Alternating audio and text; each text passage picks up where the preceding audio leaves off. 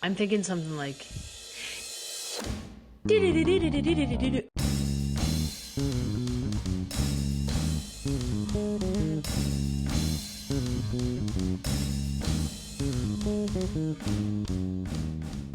We are saying hello and saying goodbye, saying hello and dum-dum-da.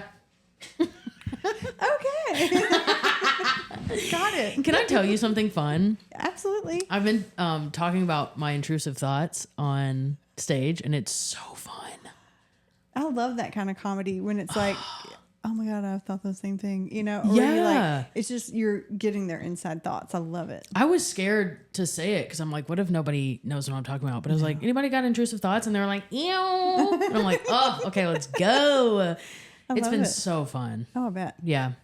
Anyway. Did you do it like when you were traveling the first time? Yeah, I tried it for the first time in a theater with Danae. And I was like, I mean, if someone's going to get it, it's going to be in these 2,000 person rooms. You know, there's How got to did be it feel afterwards? Oh, like powerful. Well, not powerful, empowered. Yeah. Say, do you want to talk more about it? Or just, I felt where I was like, oh, wow. It just opened up this thing of like, I don't have to be scared of being vulnerable, which my comedy is about my family and my life anyway. But to like have something hit that's like new, like knowing that I have intrusive thoughts is new to me.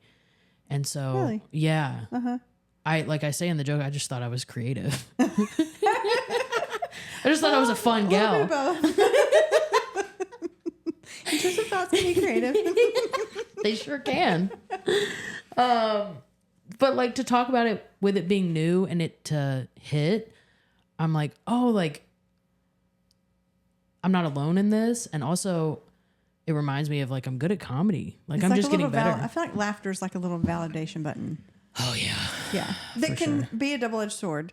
But in that sense, you're like, it's not just me. Like 100%. I mean, that's what group therapy is. Oh, I'm not the only one that experiences this. Oh, so it's like mini group therapy. Yeah, truly though. From the stage, yeah.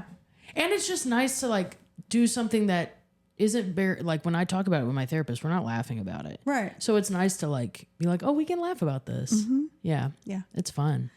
I'm glad you had that. Thank you. I can't wait to hear it. Oh, are you going to start incorporating it into more of your shows? Oh, 100%. Okay. Yeah, I love it. So what we are introducing our guest, one of my favorites. She was fun. I liked her. Typically I'm like, come as you are when you come on the podcast, but come as Emma Willmann. Yeah.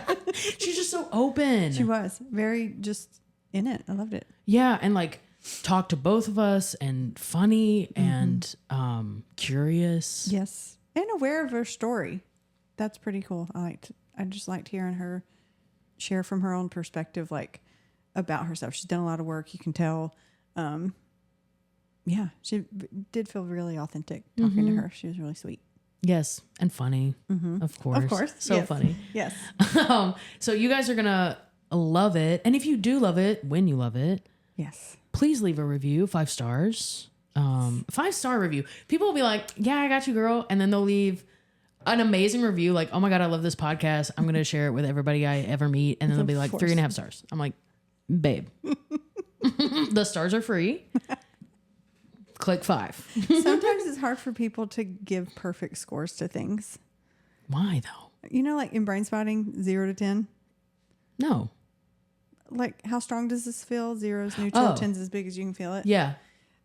It's so hard for people to give things like a 0. And that's not what we're going for. But sometimes I'll check in and be like, do you feel like that's as low as it'll go? And you just don't want to give it a 0. And they're like, yeah. Oh, that's interesting. So the people are like, I mean, I'm not obsessed with the podcast. I mean, we're friends, but I'm not like fucking obsessed. Well, be obsessed. It's okay to give us a perfect score. We think we're doing great. Perfect. Anyway, please give us 5 stars. Yeah, thank you. We love you. Bye. Great. She's awesome. Because I've seen a few therapists before, and this was the first time I interviewed different people to before I didn't just see the first person that got referred to. Yeah. But she's really, she's been so helpful. Nice. Yeah. What do you like about it? She's really on it. She's really smart. So like afterwards, she says things that like I wouldn't have thought of. Not that I think I'm smart and would think of something, but just when you're self-analyzing so much, you know. So and she's got a background in addiction stuff. Nice. And I'm an AA, so she knows that whole world. So she'll Yeah, be like, oh, that's always helpful. Very helpful. Yeah. Because she'll be like, sounds like you're not doing your whatever third step or whatever. Yeah. So she's like up to speed on that. Oh, that's helpful. Yeah. That's really good. Didn't you say she was older? She is. She's like 73. Oh, I know. That's nice. She's funny too. She's Mom like vibes. 73. mom like, vibe. Yeah. Yeah, and very well. I wish, but yeah, but like she's like super like Jewish and like very just like sharp. Oh yeah. Do you see a therapist? Oh yeah. Yeah. Oh, I love therapy. that's great. I'm a little obsessed. That's great. I see a therapist in her cohort. Nice. Practice? Yeah. Yeah. How long Yeah. you been going? This one I've been going for maybe almost a year. That's great. Maybe. But I've had therapists in the past and, you know, they've been good, but You they're always get something out of it. 100%. Yeah. We've just reached those times where, you know, when you show up and you're like, I think we're done. I know. I'm scared about that with Barbara. Recently, we've been really we've done so much, Oh. and I like her so much. You don't want it to end. No, I mean, I'm sure. I think it's just we're kind of like treading water until something else pops up. You know. Yeah. Well, you can But- like, You know, stop it therapists for a feel the minute. same way Totally. too. Really? Yeah, that's yeah. It's like one of my favorite like clients that I've worked with. I was like, I know it's coming, and I got to get ready emotionally for it. And you're like equally excited that they don't need to come anymore, Right. But you're so sad to not be a part of like what's going on in their life and like just their personality. Like it's like a friend you got to break up with. Damn. it's like a show you don't get access to anymore. Yeah, because you can't be friends with them. Right. So it's like this person you've like grown to really love. You don't get to. So I'm like, you can always send me updates. I always want to know how And you're please doing. do. Yeah. And then whenever life happens, I'm here. You know, I think about messaging my old therapist sometimes to just be like, hey, I'm doing really good. she would love to hear it. Oh, I have I'm one gonna that I cry do that now. with, this woman Susan. And when to find Barbara, I reached out to Susan because she was like a great therapist I had like 12 years ago. And I was like, do you know anyone in New York? Like, I trust your opinion. And she was like, I do. Oh. Yeah. And then she set me up with people, and then that's how I found Barbara. And that was nice. Oh my God. It's also too like when you start being like, well, I emotionally regulated myself and this happened, but then I was fine. And like, I feel like the more you report that, and you're kind of like, okay, so by the time I get to my session, I'm like, I'm good actually. Yeah. And then we're like, all right. And then we'll talk about like, literally recently been talking about, she had surgery a little while ago. So she's like, all right, walk 4 miles. And I'm like, I'm getting my steps. Like, we're just talking about nothing.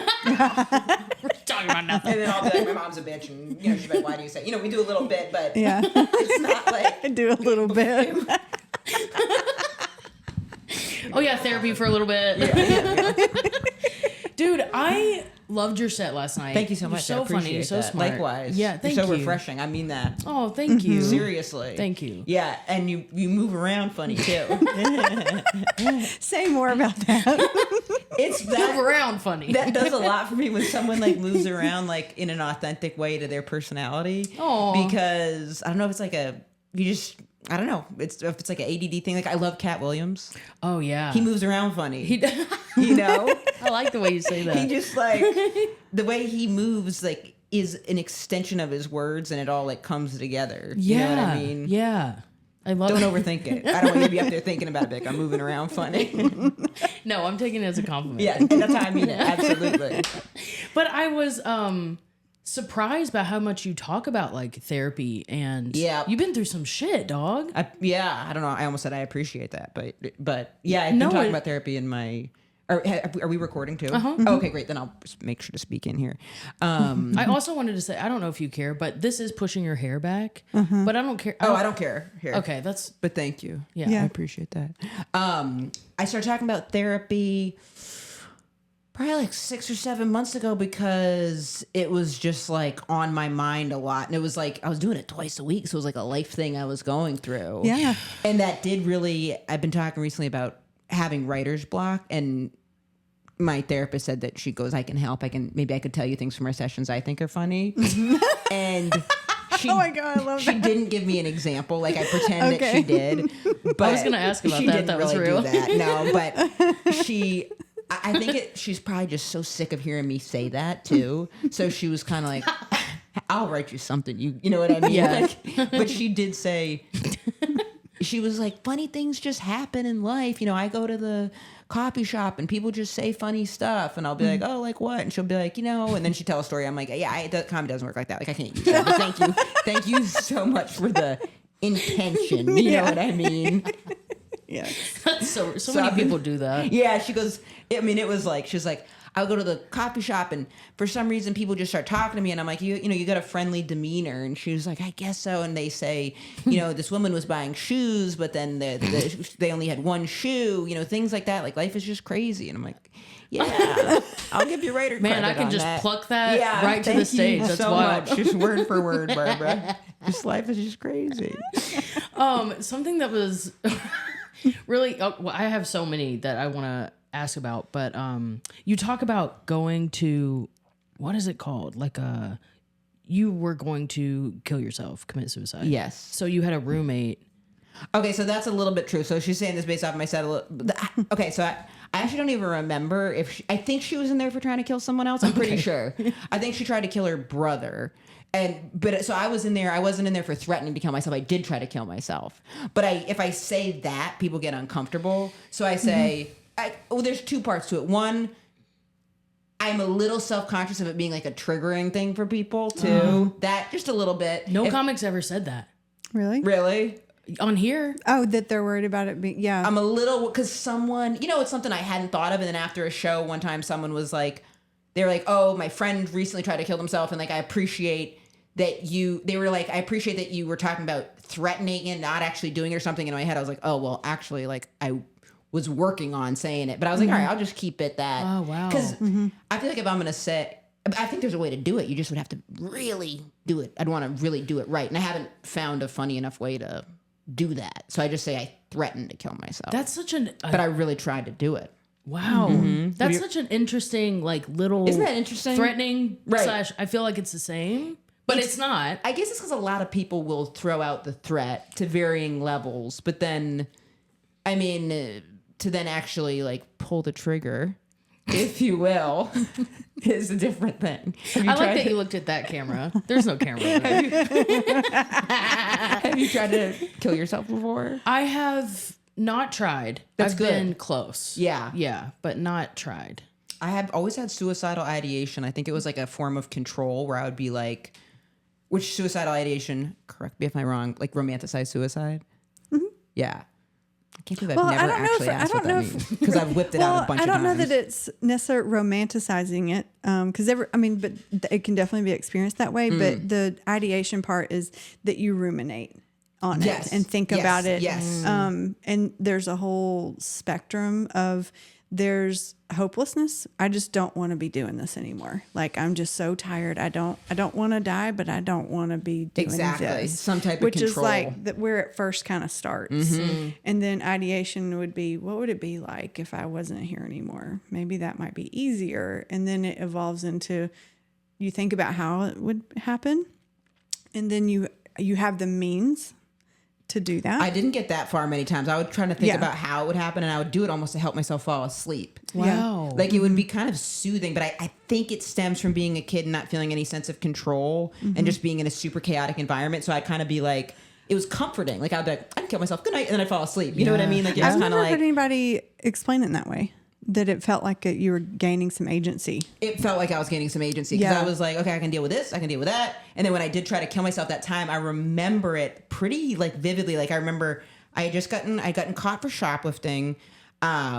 My parents were like trying to figure out where to put me because I had this like awful stepmom and she didn't want me to be at my dad's, and my mom didn't know what to do with me, and they were trying to send me away to school, and I was like in the closet, and I was a real twisted binge eating cycle. Food was my first drug of choice, and I felt so out of control with it. I remember drinking, and I was like eating ring dings and just and I was listening to that. My dad has a dome, and I was listening to them talk about me and sending me away, and I said, well, I could deal with this for another 4 years, or I could kill myself. And then I said, today's the day. And so I just started taking bunches of Tylenol, and then I OD'd on it. And I haven't tried to kill myself since then. I don't think. How old are you? It was last week. No, I was in 8th grade. Yeah, but I'm fine now, guys. Things are good. No, I was in 8th grade, and that was part of it too, because I was like, okay, I can get through this, and then get out of here after high school. But I didn't really see an out, and it just felt like it had gone on for so long, and I didn't feel like, I don't know if I trusted in myself that I could pull myself through it too. So then I went for it, and then I had that rehab roommate. I was in there for trying to kill myself, and she was in there because I think she tried to kill her brother or something, something like that. You went there in 8th grade? Yeah, because you have to go get your stomach pumped. Holy shit! So you go get your stomach pumped. Yeah. And actually, this was kind of funny. So they automatically hold you. Yes, I think they have 3 to. days. Yeah. Is that a state to state thing, or is it? I don't know. It's how I feel like it's kind of broad, but I can't speak for sure. But that was what I think it normally was. Normally it's like a 72-hour hold. Especially if you're under 18. Yeah, really any adult. Like if you go and, I can't drag an adult there, but if they were to go and report that, then they have to stay, anywhere between 24 to 72 hours, depending on the place. But yeah. Yeah, this was like, I think I was there for a little bit because I had to get my stomach pumped and all that. But I remember when I was like in the ambulance going to the hospital, I grabbed my CD player and I had a mix. Do you remember Aaliyah's song, Try Again? Oh, yeah. No, I'm not making this up. Hand to the high heavens. So it had was a scratch on the song. So literally I'm listening to a CD mixtape. There's other songs on it, but the only song that'll play was Aaliyah's If At First You Don't Succeed, Try Again. Oh my gosh. In the gosh. ambulance going from my house to the hospital after I tried to kill myself. And I remember being like, this is so funny. But like, if I tell the EMT who's sitting me next, like they're not going to get it. And it just kept going, like, it just was that bar. Like, at first you don't see, try again. And I was like, try again. And I was like, oh my God, you know what? I don't want to listen to, take my CD player, please. Dude. Isn't that crazy? Like, what the hell? Bro, that is really interesting, though, that at that moment, that happened to you, and you were like, this is funny. I did think it was funny. Yeah. I did truly. I remember just being like, fuck. oh my God, like, this is just the timing. I remember that. Just being like, this is too good. Like, what are the chances? I wonder if that, like, I believe in the comedy gods. I wonder if they were like, we'll pull her out of this with this one. That's interesting because I don't think of it like comedy gods, but totally. I'll think of, gods. And then there's like such a sense of like absurdity and irony and with weird. I mean, life is just like ridiculous. It is. Too. It's incredible. It's amazing. Yeah, but it's silly sometimes. It's silly and hard. And so I feel like, laughing at it is one way to deal with it for sure. Is it a good way to deal with it? What do you think? Does it deal with it or does it reprieve? Like give you a reprieve from it? What are your thoughts on that? Like, do you go through it or does it make you ignore? Is humor a way that you like deal with things, or is it like how you get a reprieve from the things you're dealing with? You mean not deal with them? Mm-hmm. Reprieve. Like you get like a break from it. Like it's like this is really hard, and then like okay, I'm gonna get some relief, and like I get to laugh for a little bit. Right, but then it's gonna pop back up. Yeah. It's like popping a white head, but not getting the black head underneath. Sorry, I've been on Dr. Pimple Popper algorithm. She keeps fucking up. It fits. You know what I mean? Yeah. I think I can only usually, not in the example I just gave, but usually I can only really joke about something in a comfortable way, especially on stage, if I'm already through it. Yes. And I have already dealt with it. So then the humor isn't necessarily an escape because it's like more like I'm like looking back and it's all good. But maybe in my everyday life, it'll be like a reprieve. But then only on stage, because I feel like, I don't know, it just feels I'm not comfortable enough with it if I'm not through it already. But I could see being a good way to process too. It seems they joke. I always say you can tell when they haven't moved through it because you feel uncomfortable for them listening to it. You're like, oh, totally. Yeah. I didn't feel any of those moments last night though, with anything you were saying. Oh, I appreciate that. That is all stuff that's been. Okay. I've been, that's all stuff. I mean, the one thing that is like newer, which is like me and my girlfriend talking about maybe having a kid, but I don't feel any sense of super discomfort about Yeah. that. I feel like if I were to like to get into something that I'd feel uncomfortable talking about on stage, I would just probably be like, oh my God, I like the entire first bunch of my career was fueled by me being like, I gotta do this, I gotta do this, I gotta do this, anger, I'll show you. And now I'm like a happier person, and I'm like, I'm not sure what fuels me now. You know what I mean? Oh, wow. Yeah, I know. Do you feel like that's stopping you from doing things that you think you want to do? I don't know. Because I'm like, now, if you asked me 10 years ago, like, what do you want? Maybe I don't know exactly what I'd say, but what I would have felt, I would have been like, power. I would have said Madison Square Garden, or I'm a fucking... Are we allowed to swear in here? Yeah. Okay. I go... I don't know. I'm looking at her like she's the adult of it. But, sorry. Are we allowed to swear in here? It's just a really nice home. Yeah, it is. It is very nice. It's really... I don't want to... But she was cussing. If you're taking your shoes off at the door, you're not usually being like, fucking ass titty bitch, you know? These motherfuckers. I think now I'll be like, oh, I want to be like happy and healthy. So I'm trying to figure out what, how everything works in that. Because I used to be, but it's like finding that balance, because you still, it's tricky. I mean, and social media is not necessarily a happy, healthy place. No. But I do love it too. And also it's like, what are you going to do? Like when people complain about that stuff, when people, like comics complain about social media a lot, I'm like, there's always parts of work that you don't like doing. Yes. Yeah. And it is a gift. It's a gift. Totally. Yeah. That's really interesting. Like, But I used to be, definitely fueled by like anger. I feel like. What switched? I feel like, okay, it was going to therapy, stopping drinking, and finding like comfort, like learning how to like self-regulate a little bit. I mean, I'm not. Just how to be comfortable in your own skin. How to be comfortable in my own skin. It's still a process. Something will happen and I'll be like, I'll get turbed up quick, but now I'll be like, pause. Nothing good ever happens when it's like a knee jerk. You have done your work. But it's also like my immediate reaction to stuff, at least now I know to be like, whoa, don't trust. Respond versus react. Exactly. Yeah. Because the pause. Well, that's, yeah. That's where the good stuff is. Because like my little plan, I really have to get it checked. If like the thing that comes, like, okay, like last week, I was in an Uber and someone stopped right in front of the Uber, so the Uber gets like smushed, right? So basically, it's a low impact car accident. I'm in the back. I'm like, I jump out. I get the info of the person, and I was like, I'm gonna be late to my show, so I give the info. But then while I'm walking away, I'm like, oh wait, I gotta sue Uber. So I start planning. How to sue Uber. So I go on Facebook and I go, oh, I just had this interaction, got a crick in my neck. And then I text my girlfriend, oh, I'm going to call, I got in a little car accident, I'm going to call you. So I call her, so I'm about to text you and say, my neck hurts. And she's like, okay, like this is like, so I text her, go, oh, my neck really hurts, I got to go to my show, don't know if I'm going to be able to perform tonight because of my crick in my neck. So by the time I get to the show and I run into two comics, I was like, I just want for the record, when I walk in tonight, I'm limping. And they're like, are you? I'm like, yes. So it's now progressed. I got a crick in my neck and my foot. If I saw someone with a wheelchair on my walk over there, I don't know if I trust myself that I wouldn't have tussled them for it. You know what I mean? But that's why I can't. That's why I have to have my ideas. I have to be like, don't do it, because my immediate idea is to be a little sneaky hustler. For no reason. Well, there's some reason. There's some reason. Yeah. And then the next morning I said, I've been injured by Uber. They said, okay, like file a complaint. And I went, no. What am I fucking doing? Yeah, what am I doing?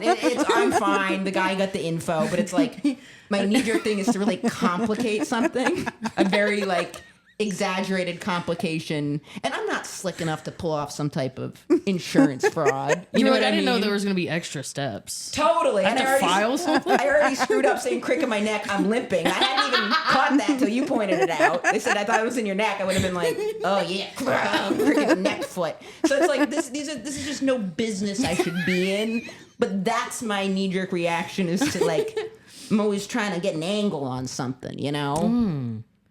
Were you like that as a kid? Yes, I was. I was. Yes, I was. Oh, yes, I was. I was always trying to like, like I would spend so many different, like try to figure out how to cheat on tests.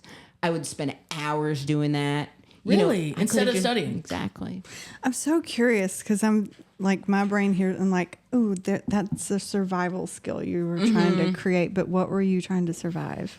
Like, how was that helping you? I thought that I couldn't do well in school because I was diagnosed with dyslexia and ADD. I think probably the real reason I couldn't focus was just because I had so much chaos going on at home. Because I went to college and I actually went to grad school and I double majored and I think double minored in college. So once I got to a place where my efforts could line up with getting recognized for the work I was doing at school, it was not easy, but I could excel pretty quick. I didn't have any like I was reading when I was reading the thing about with the prompts you guys sent about like what's some traumatizing stuff, and the first thing I thought of was, so my sister and I were separated when we were kids. Oh wow! So my sister went to live with my mom, and I went to live with my dad, and my half brother went to live with his mom. So there was, and then the custody was constantly in flux. So I never felt like I had like a stable place, but I always had everything I needed or wanted, and then some financially.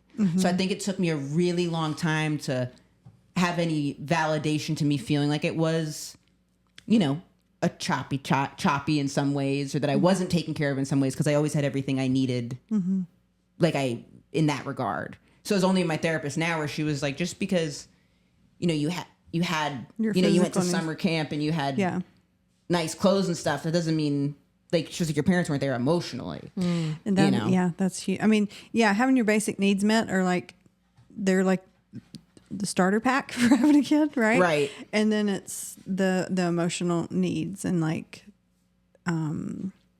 like if you're home, you were always, there was no like solid, consistent ground for you to be in. And so it makes sense. You mentioned like disordered eating. Oh my God, that was the first coping thing I had. To feel like a sense of control. Oh my God. That, I really think that was like, but I felt tinges of that before my parents even got divorced. So I kind of think, I wonder if I would have had that no matter what, if I could have been raised by like I don't know, what's like a picture perfect, like the Obamas or something, I think I still would have had an eating thing. Because I remember, well, the effects of divorce happen before the parents actually get divorced. That's true. It starts like, I forget the timeline, but like a year or something. That's true. Before it happens. True. So I was probably sensing like lots of like fighting and stuff like that. Yeah. Yeah. Well, I mean, just being in different households, that's like, right. That's a lot. It is. And it was always like, tell your father this, tell your mother that. Like, so I was playing the in between type of thing. But it took me a while I felt bad even saying like choppy is not the right word, but unstable. I felt bad saying that because I did because of the taking care of financial stuff. I was in a relationship with a therapist for about a year. Not my therapist. What do you mean in a relationship? Like we were together. How? Romantically. Like she was my girlfriend. Your therapist? No. I was in a relationship with a therapist. Okay. Yeah. I'm like, why is Melanie freaking out? Yeah. So I had Trust me, those kinds of stories exist. I had a girlfriend who was a therapist. Okay. But we met on But Tinder. not your therapist. Not my therapist, no. Got it. She was an art therapist. Okay. She was awesome. And we were together like a year and a half, but I remember, and she had a tough like childhood. And she had a parent that was a drug addict and then another parent that was MIA, and they were deep in poverty stuff. And I remember after she met both my parents, she was like, I don't know how it came up, but it was natural. And this is her speaking as a person, not as a therapist. She was like, in a lot of ways, I had a lot more stability than you did, because even though I had to take care of my mom when she had her like drug problems, my mom was still would listen sometimes. Yeah. And I was like, are you crazy? Because to me, it was maybe some type of like classism or something. Because I was like, but you didn't have, you guys are in and out of like public housing. And I was like, I all had all this stuff. And she was like, yeah, but that's not all there is. And then that made me kind of relook at it. Oh, wow. A little bit, Who did you have growing up that was actually there for you? I had a couple teachers. I had some friends. I had really good friends growing up. Because even looking back now, I don't know about you, I had a great time in high school. Really? Yes. Did you bully people? Well, So those are the only people that have fun in high school. I was super in the closet, and I was a little mean to these two like goth gay kids. Yeah.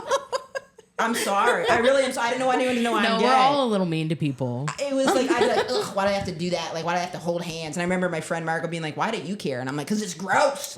You know? But it was fun. I mean, my high school, tiny high school, but, you know, backwoods. So it's like we used to drive around and, you know, smoke pot. It was fun. It was like, did you have fun in high school at I all? did, yeah. Yeah, because it was like, you know, it was brutal in a lot of ways, but it was still like, I don't know if I would have had a fun time if I was in a high school that was like more traditional, like there was, you know, there was no like fashion or anything like that. Like if you had like an LL Bean fleece, you're killing it. You know what I mean? I know what you mean. Yeah.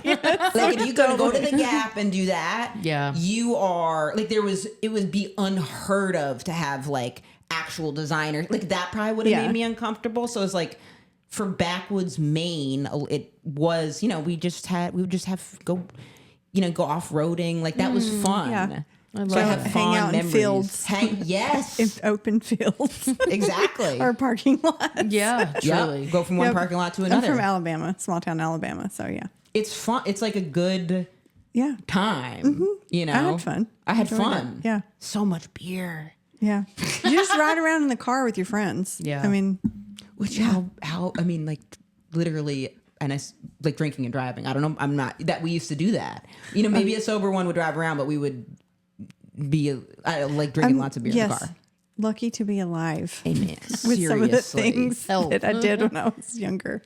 Yeah. But it was a coping mechanism too, because I'm like, I look back, like that was like my joy. You know, like it was fun. The closest we had, there was a Denny's, like I think it was like 45 minutes from us. So we just get stoned and go to Denny's. Yeah. You know? Hell yeah. Hell yeah. It was fun. When we were in college, we would go to IHOP and eat pancakes. Yes. I love IHOP. So good. It's so good. It's so IHOP good. or Waffle House? So here's the thing. Ooh, I'm a Waffle House person. I'm IHOP, but I only got introduced to Waffle House because they don't have Waffle House in Maine. Oh. And I don't know if they... Oh, no. And then they don't have it. Definitely don't have it in New York that I've seen. What? So I don't think they have it, It would in New crush England. in New York. So my intro to Waffle House was, I had a girlfriend from someone I was in a relationship with was from Louisiana. So it's a Southern thing? Yeah. It's a Southern thing. Oh, okay. And she couldn't believe I didn't know about Waffle House. So then I went to it and it was fine. But Your bracelet. I was like, You just have to know what you're getting into when you it was an experience. Definitely. I liked it. What time did you go? What time of the day? I think the first time we went was like at like 1 a.m. or something. Yeah. When else do you go besides And then that? we would go other times too, but I never fell in love with it the same way. Did you get a chocolate chip waffle? No. Oh, Was that the that's problem? the problem. Really? Yeah. I had some good hash brown. I love bacon. Okay. But it wasn't like, I mean, IHOP to me is like, I went to IHOP for my birthday like 3 years ago. Oh. Like I love IHOP. That's so sweet. I love IHOP. The last time I was in Hawaii, there was a line out the door for IHOP. I believe Really? it. I'm like, you're in Hawaii. Yeah, true. Like go to the beach or something so I can go to IHOP. But yeah, totally.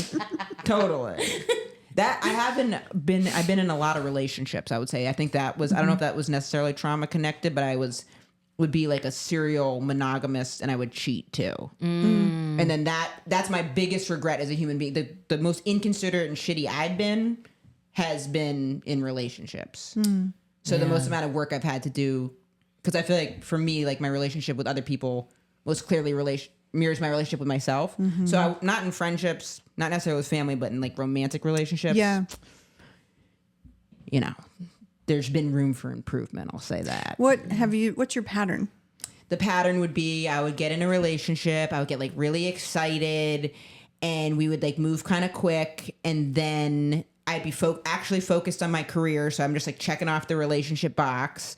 And then I would focus so much on winning the person over. I never took the time to think, what do I want in a partner? What type of stuff do I like? How do I like to communicate? I would just want to get this person to like me. Then once I would get them to like me, I'd feel comfortable to assess, do I like them? And then I go, uh-oh. No. Yeah. And also they'd start going, you're not how you presented yourself. Like you're kind of a mess. Yeah. And then I would meet someone else. And then there would be chaos. And then I would get into the high of a new relationship. Yeah. So love addiction stuff. I is would what say, I'm hearing. yeah. Yeah. Some of that. Definitely.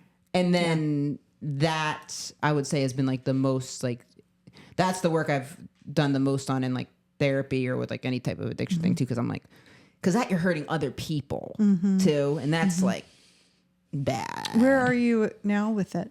Now I've been in my longest relationship. We've been together for 3 years, and I didn't do the phase of me trying to win her over in the same way.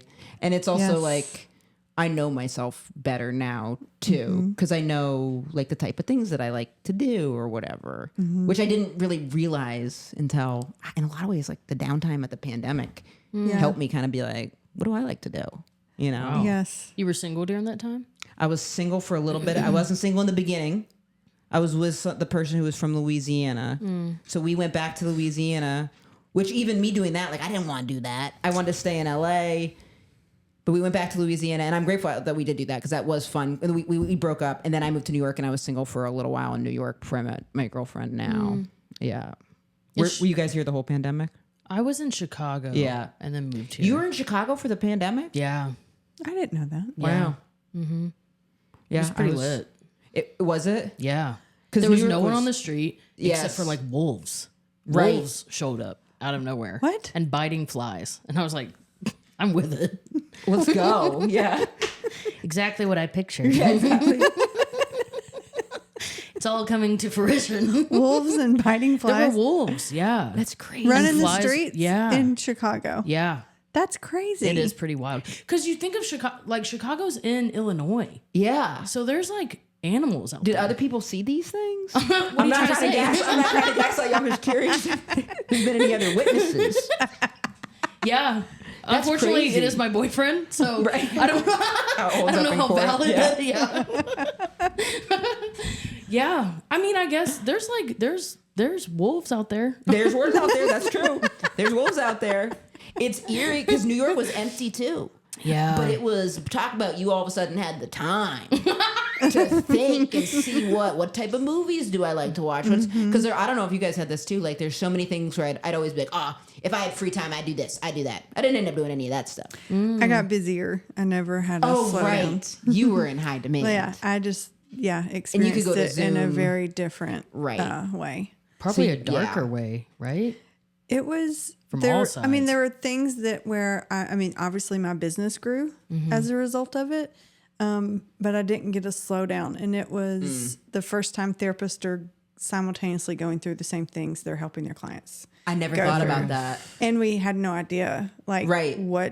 so it was a very long time before I sat with my own fears. I had to listen hadn't to thought everyone about that. else's all day, Right. like every day. And I would just be in tears at the end because online wears you out and is like draining because your brain is constantly trying to make up the difference because it'll feel like you're in the room. So like an image and you're talking and your brain is cognitive dissonance is what it's called. You have to like your brain, your nervous system has to constantly be like, oh, we're not in the room together. Oh, this feels like we're in the room together, but we're not. So it drains you more. Would patients open up more or less online? Or not a difference. It depends. I mean, I think for some people that gave them a buffer and felt a little more comfortable. And then, because some, it was like all your clients that I was seeing 26 clients a week when the pandemic started, and then shifted all of that online. Right. And it immediately felt harder. Yeah, that would be tough because I've Yeah. only seen Barbara online. Really? Yeah. Yeah, I've only seen her. We've never met Well, in person. you got new clients online Right. that you'd never met, and then you meet them in person, and they look different when you're in person. It's just like dating. And therapy, like dating, therapy Yeah. feels Like, that's different. not a up-to-date picture. And then we went in, and then we were wearing masks because I was trying to get back in the office as soon as we could, but we were wearing masks for a little bit. So I was meeting with people and not only seeing this part of their Right. face. And then we stopped wearing masks, and then it's like your brain is like made up what this looks like, and then it'll look different, and it's like you got to. Or like you imagine like people are really short or really tall and it's just, you're normally just sitting in front of a screen. So, Energy is so important too. Yeah. Oh, that you just can get in person.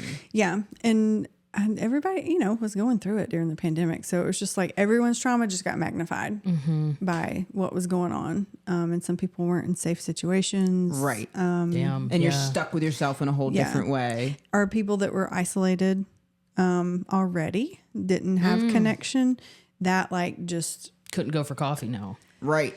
Yeah, or they just couldn't be around people. They were just by themselves. And that just, people were physically in pain because of the loneliness. I feel awful that I had such a good experience during that time. Good in relation to, I did feel bad. Like I felt weird about it too. But that alone time for me, I was like regenerating, but then I felt so bad that other people were not. It seems like you have done, I could be wrong, but if you've done a lot of work and at a certain place, then it would look like an opportunity for you to lean into that kind of, I'm doing this work to get to know myself. Nudged into the opportunity. Yeah. So it was like, you got the time now. Yeah. Versus just people who are just going about life and doing the distractors, kind of are left with like sitting with it. There's people who in the support group that I'm in that talk about getting like sober during the pandemic.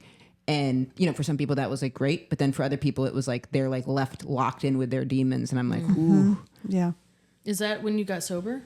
No, I got sober the very first time. I was like, oh, I might have some type of like, it was not necessarily the first thing that I started like drinking and smoking pot in an attempt to not binge eat. Oh. Because when I got to, I feel like there's so many more, I find, stigmas around like food and binge eating because everyone's got their own shit with that. Mm-hmm. So it was more comfortable to talk about, I drink too much or I smoke too much pot. So the first time I went to this rehab, it was like a 3-week rehab. And I was like, I definitely had more of a thing with like binge eating, but I was like, I have a drinking problem. So I was like, I wasn't even being honest about what I was in there for, but it was because I didn't feel comfortable talking about that. Yeah. Because that seemed more, I don't know, it's like, maybe I thought people would take it less seriously. I don't know. But then I did eventually get a drinking problem.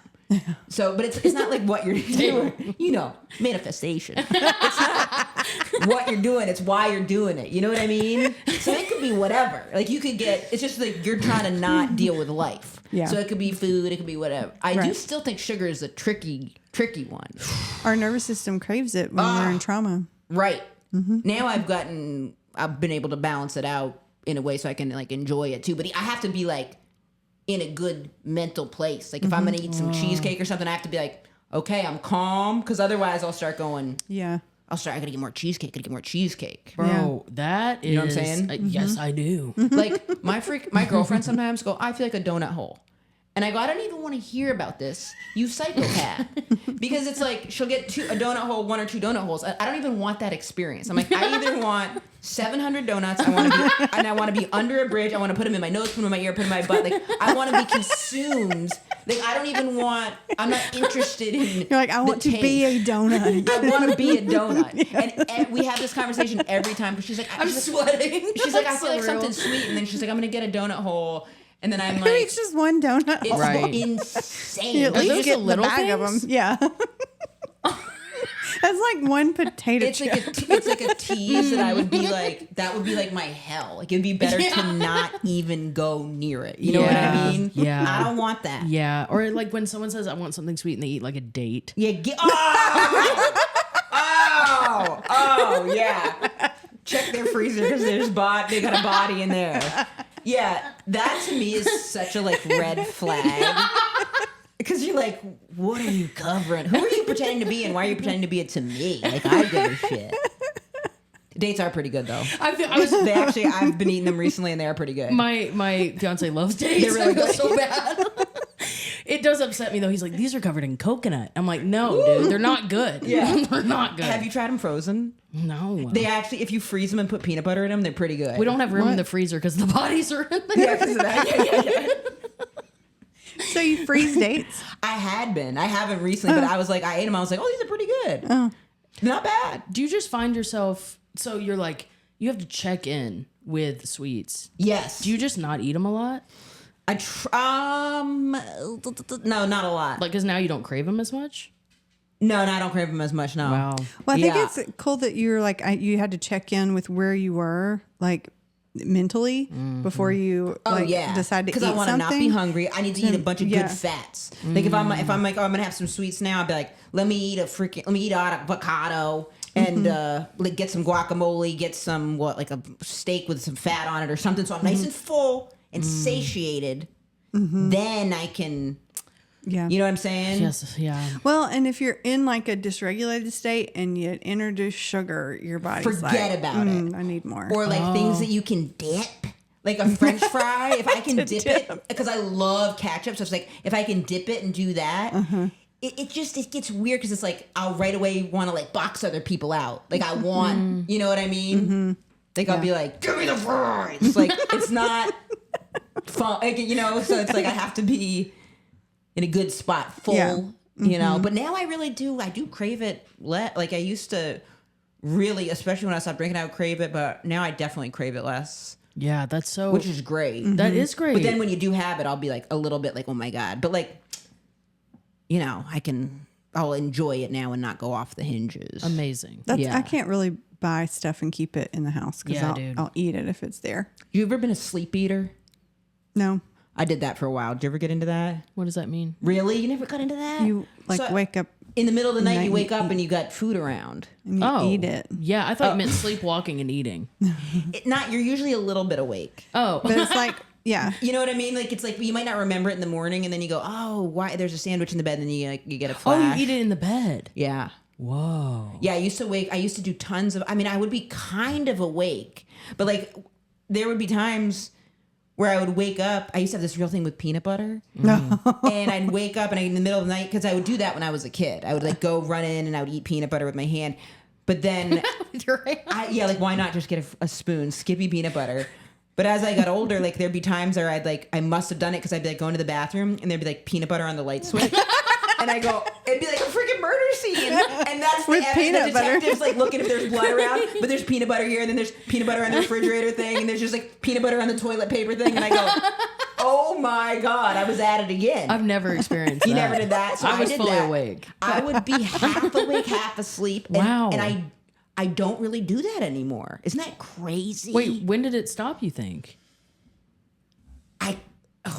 I think a couple years ago it kind of stopped. Like I would like wake up in the middle of the night and I would, actually about a year ago I would still do the like sleep eating.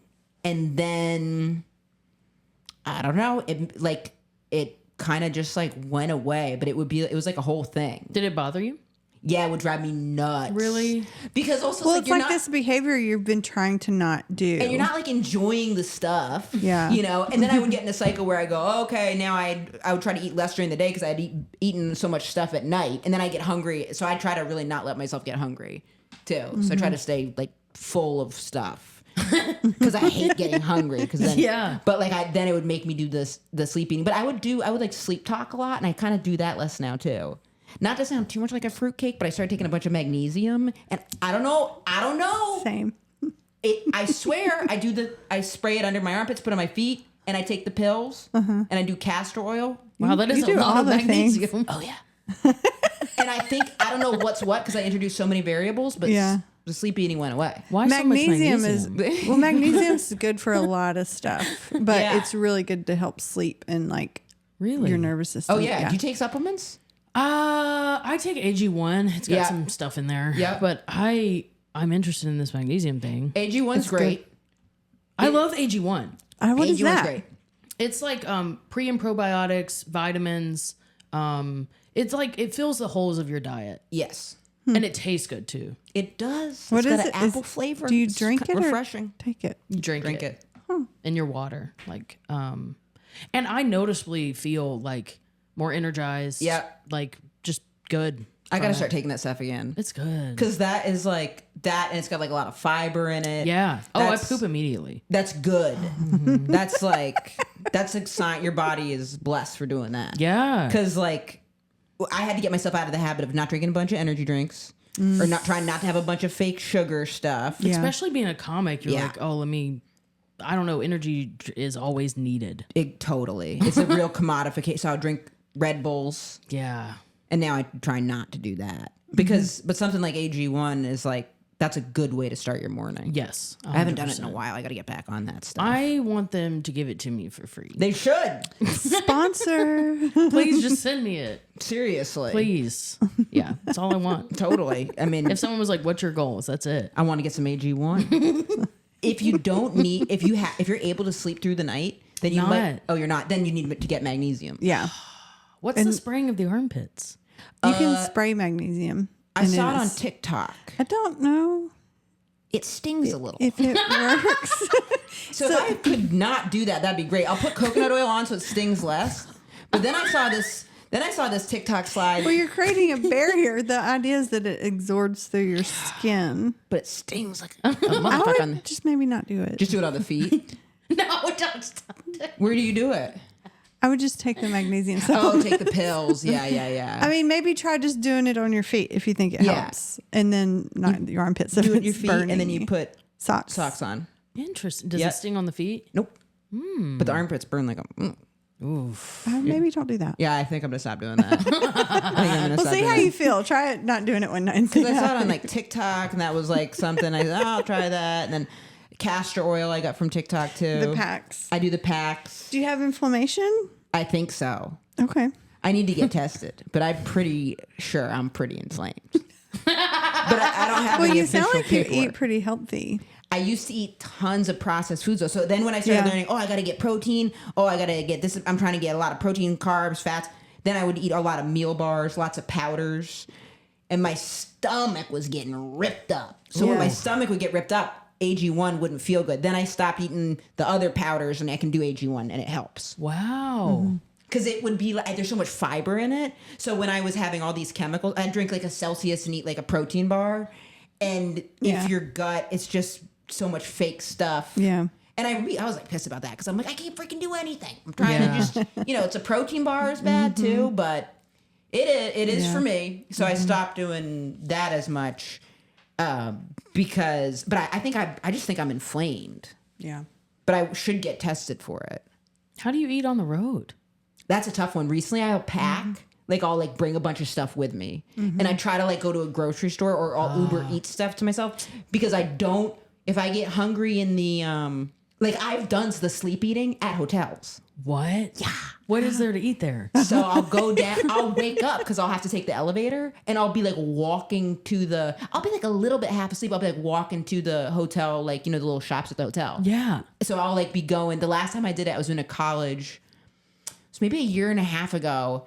And I remember I had dinner, but I had dinner early. And then when I went to bed, I was like, I got to get something. I'm kind of hungry, but I fell asleep. And then bing, wake up. I'm walking towards the refrigerator in the hotel lobby. And the guy that worked that night, he goes, oh, you get the munchies too? And that kind of woke me up. And I was like, what do you guys have here? And he was like, we got the breakfast buffet toppings. So it's like the toppings for the waffles. He's like, those are out and I won't say anything.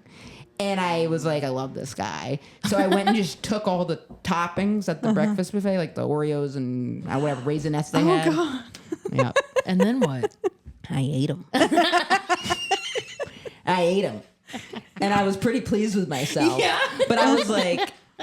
And then I was like, do you have any, like, maybe I got like a pizza or something. But that doesn't make you feel good. Right. That doesn't feel good at all. Yeah, dude. 'Cause- Yeah. But it's like, okay, if that happens every now and then, fine, whatever. But it's just like keeping it so it doesn't, then you're not doing that every day. Yeah. You know? I'm having a problem recently with like healthy snacks. Like I ate cookie dough today, but it was made from bananas and I ate all of it. That's not bad. Yeah. No food is bad, though. I shouldn't even say bad to Yeah. anything. But cookie dough made from bananas tastes great. Oh, it's so good. Yeah. Yeah. While we're on But the I want to go topic, back tomorrow. Right. You can get an avocado. You can buy like the powdered cocoa, Yes. like the cooking, like no sugar, but you can add it. Just stir up like an avocado, like mash it up and stir it up to where it looks like pudding. Yes, and I've it done looks stuff like that. poop, but you put the cocoa powder in it, and it's like this really. It's like almost like you're eating like a batter, like a brownie batter or something. I've done that, and I'll put like some coconut or whatever the hell. Yeah. Yeah. But it is tough on the road, like getting Yeah. stuff. Yeah. Because the Especially club has free late. food. Right. They're like chicken strips. I'm like, Right. fuck yeah. I know. Yeah. I want to know like how, like when you were in 8th grade, you were already thinking that like dark stuff is funny. When that Yeah. CD was scratching, you were like, this is funny. Yeah. Did you want to be a comedian then? No, not at all. I didn't even know it was like a thing because I grew up in like rural Maine, so it's not like we didn't have like a comedy club. We had the closest movie theater was like 45 minutes away, so we didn't have. The only time I saw stand up would have been, I didn't know it was stand up, but I used to watch Comic View. Did you ever watch Bruce Bruce?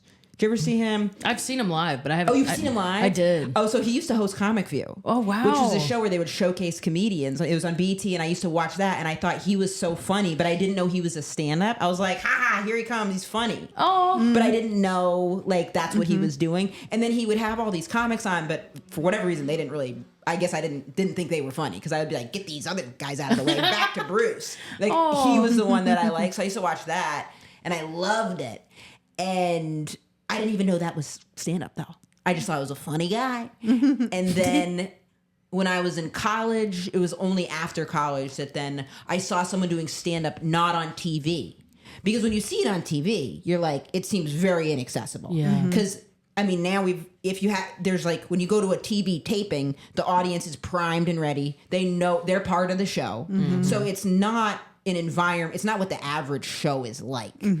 So once you see an actual stand-up live, depending on the type of venue you're seeing it at, it starts to become more and more accessible. So the first time I saw it not on TV was like, was at a house party. And this girl was just telling jokes into a karaoke machine. And I thought, oh. And I went up, I said, what are you doing?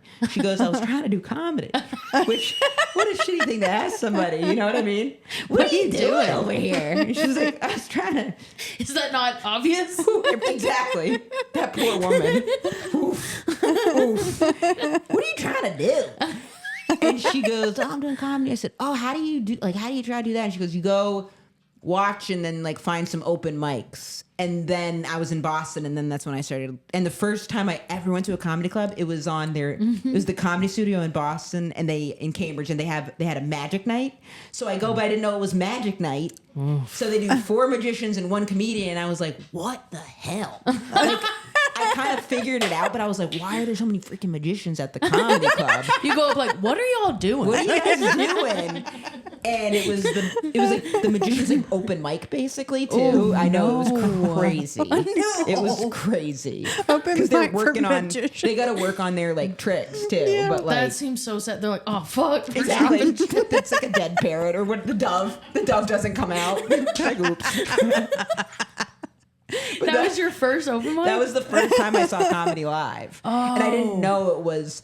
Then years later, I was like, oh, that's where the magicians do their new jokes too. I figured out Magic is bad. Magic is all. I figured out it was magician focus that night. After the 4th magician went up, I said, what is going on? And they go, oh, there's like 1 comedian on the show. Wow. But then I started going to watch shows. But that was after college. Because I didn't, like, how old were you when you were like, I want to do stand-up? I started doing stand-up 7 years ago. I'm 33, so that math. About that, yeah. I'm bad at math too. Me too. 20-something? You could, who's to say? You know, you could, 26. 26. Wow. That, I mean, wow that she did that math, not the 26. I use my fingers too, but it would have taken quite a while for me, I can guarantee. She would use her toes, but they're covered in magnesium. Yeah, right. Slipping around. Why? What were you going to say? I don't remember. Huh. Oh, I didn't even think of doing stand-up at all because it wasn't even like, but I'm glad that I didn't start earlier too. So I probably started when I was like 24, 25 after amazing. college. Yeah. Okay. And then I'm 38 now. Why are you glad you didn't start earlier? I'm glad. So I've gone back and forth with this. I'm glad because I had college was like a great time for me because it was like, I was at a high school, and I had gotten into college kind of by the skin of my teeth, where I got into a pretty good school, and I was like, yes. And then once I got the math requirement out of the way, I was off to the racetracks because all of a sudden I could study philosophy and marketing and all this stuff. Yeah. And it wasn't like things that fed into that I had a hard time with the dyslexia or the ADHD. So I was into it, came out of the closet, had a girlfriend. Like I was loving life, you know? Yeah. So I didn't like that was, I feel like if I had started stand up, that would have been, because I know people, like I remember seeing Pete Davidson when he started, he'd come into the city he must have been like 15, 16. And I remember seeing him come in, and I remember being like, damn, I wish I started sooner. But it's like, that's tough. You know, that's hard. That's a hard environment to be in when you're 16. I had fun. You know, he was having fun too, but it's like, I don't know for me if that would have been so good. I hear that. You know? I see that. Because you see 16, 17-year-olds that's just like, it's a lot in your brain. Bro. And people You are know? saying weird shit. People are saying crazy shit. You're 20, and even in whatever age you're in, Yeah. it is So true. wild.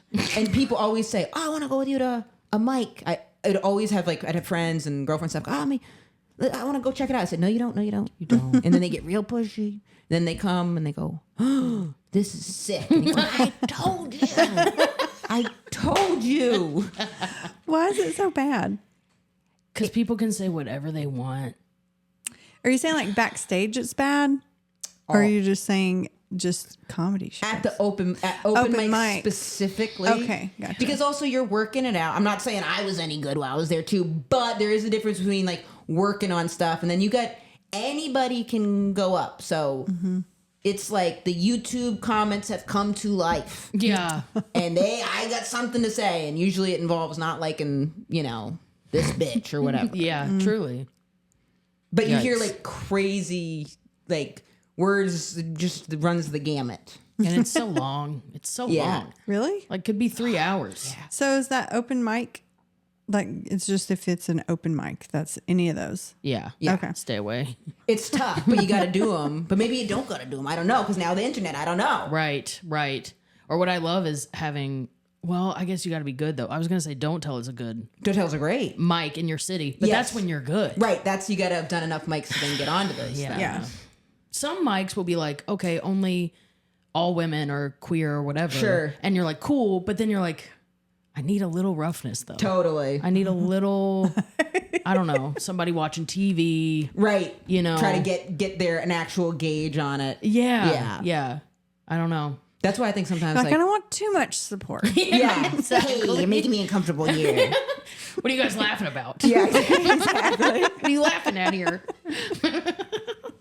There's this comic in New York that I don't know if it was true, but he was like really high on stage and he's like, I smoke too much pot. He's like, I was like freaking out at them for laughing, and I was like, oh no. Oh no. He afterwards he goes, well, what are they laughing at or something? And I was like, oh God. You smoke too much. Do you smoke pot? No. I can't do it. It makes me paranoid. Made me paranoid too. Do you Yeah. smoke pot? Do you smoke? None anymore. I used to. I More can't power to it if you can do I it. can't use any. I used to use it for migraines. So I get migraines really bad. But the more I've done, like You go, what kind Stuff- of migraines? What kind of migraines? Oh, you said I get migraines. Yes. So, I didn't know. I thought it was a certain type of migraine. not cluster, but there's like 4 or 5 different kinds.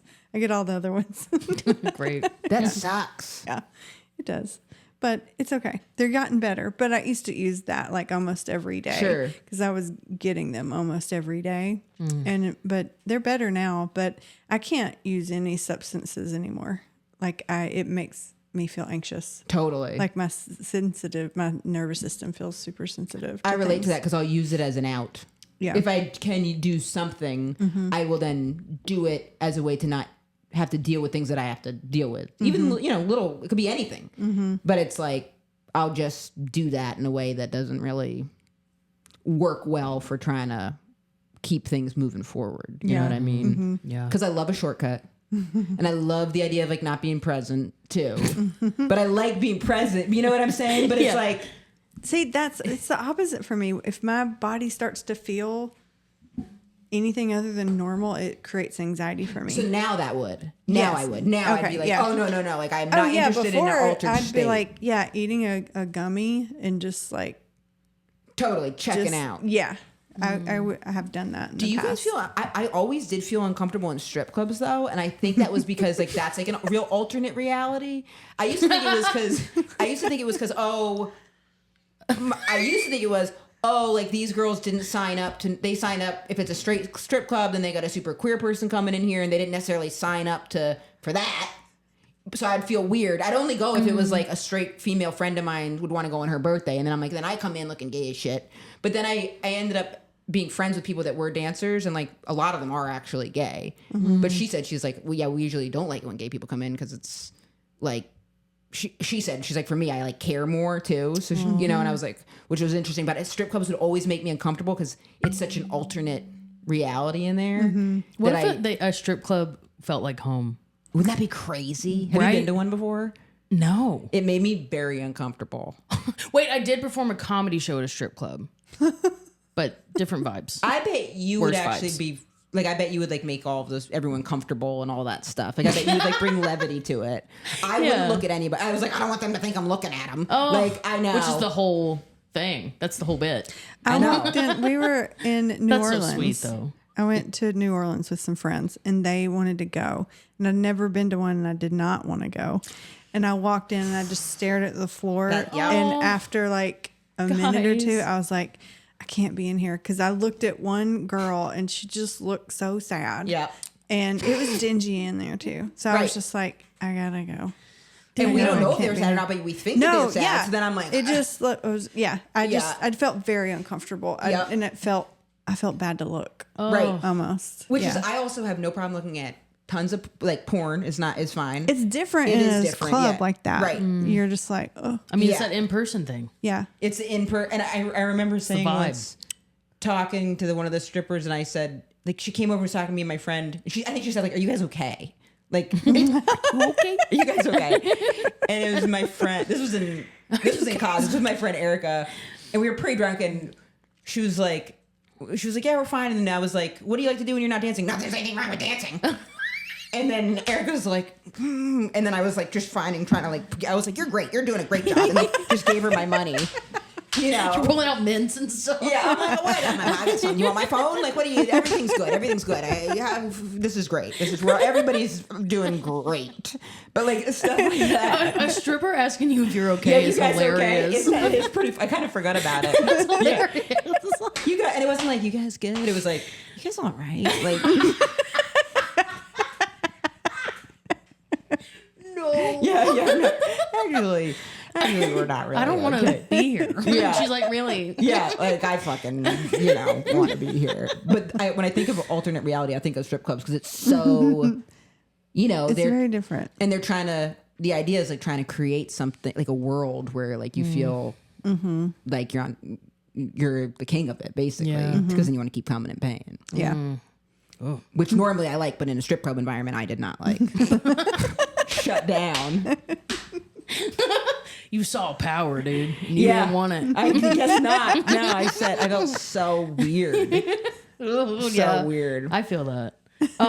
This makes me sad that we have to wrap this up because I love you. I think you're appreciate so it. wonderful. I think you're so funny too. Oh, you're Yeah, wonderful. I was playing her stuff around, like in the apartment. Like I kept I was like blasting it to my girlfriend, and she was like, she thought it was funny too, but she was like, I definitely like see why. Like she could tell that this would be the exact type of comedy that I would like. Yeah, Yeah. it's fun.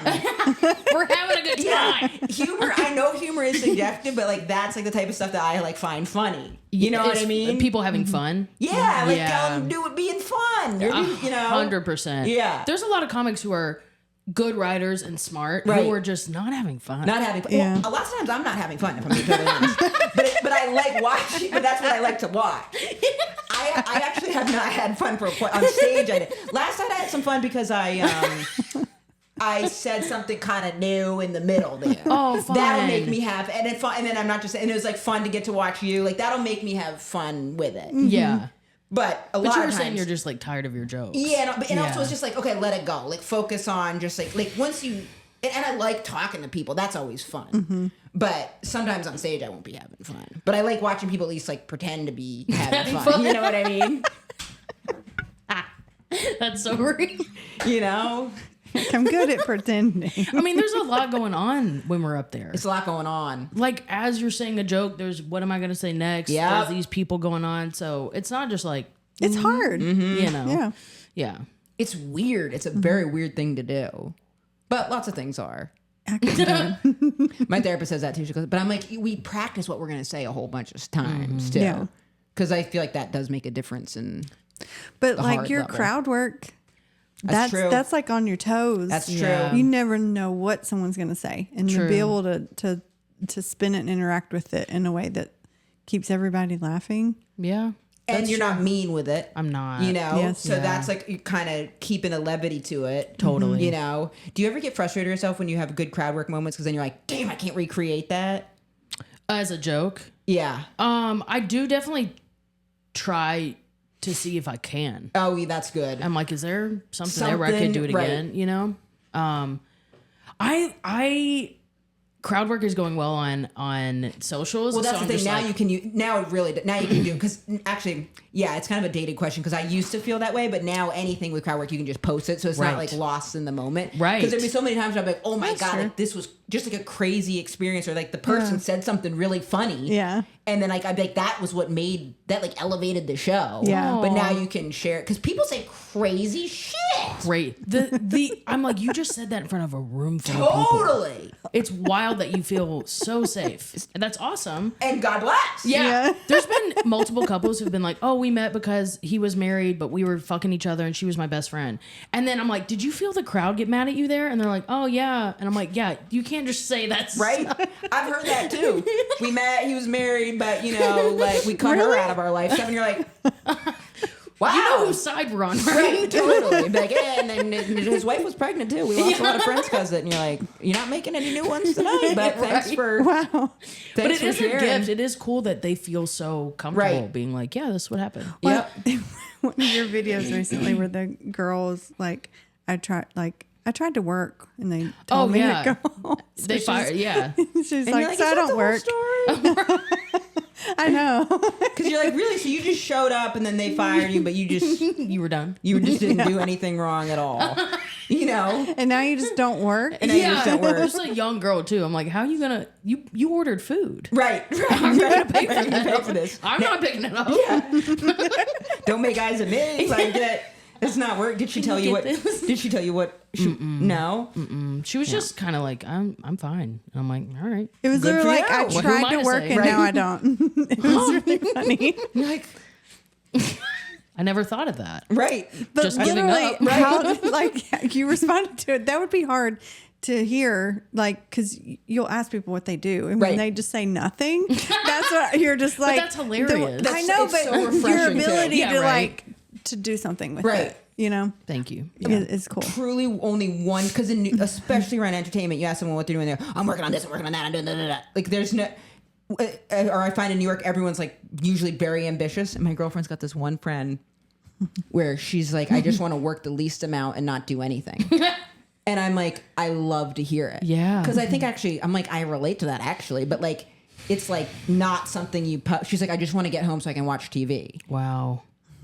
And I was like, you have I no love the honesty. aspirations. Yeah. Yeah. She's like, I don't have any aspirations. Like Well, to work that's as the little as I can. That is the aspiration. Great. I want to So do that is nothing. What do you interesting. do? Nothing. Wow. Great. Love to hear it. Yeah, it does lean you in a little bit. Yeah, I Like, go. what? Huh? Show me do that? how. Yeah. It's like the final. Either they're depressed and going through something, or it's like the final level of enlightenment. You know what I mean? Like they came full circle. It's a fine line. Funny. It's so real. My therapist does meditation stuff. Yeah, she'll like put it in the sessions, like a Buddhist sayings and stuff, which I like. Yeah, that's good. You got a good one. Yeah, I like her a lot.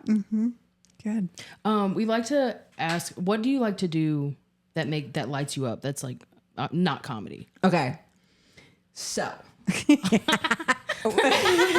Imagine I was like, I pretend I'm a dinosaur and have sex with strangers, which would be totally cool too. That'd be totally cool too. But that'd just be, and then you're like, we have to end on that. So recently I've been really into like biohack and stuff.